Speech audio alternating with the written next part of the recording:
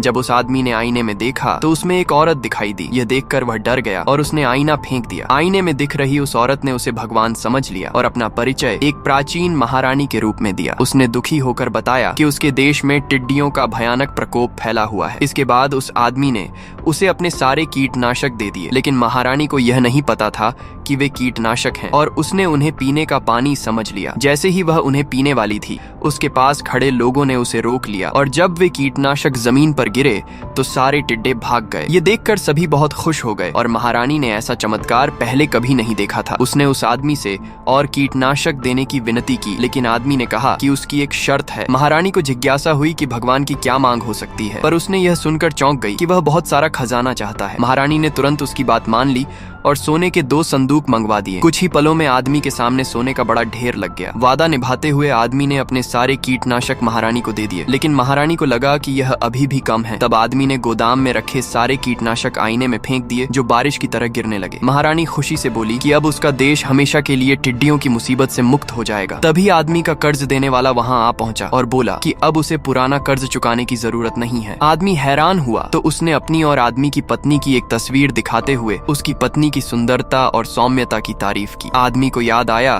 कि उसकी पत्नी पिछली रात घर नहीं लौटी थी और वह तुरंत सब समझ गया। इसी बात पर दोनों में झगड़ा हो गया। यह सब महारानी ने आईने में देख लिया और उसने तुरंत आदमी के लिए न्याय पाने के उद्देश्य से 1 लाख सैनिकों को इकट्ठा करने का आदेश दे दिया।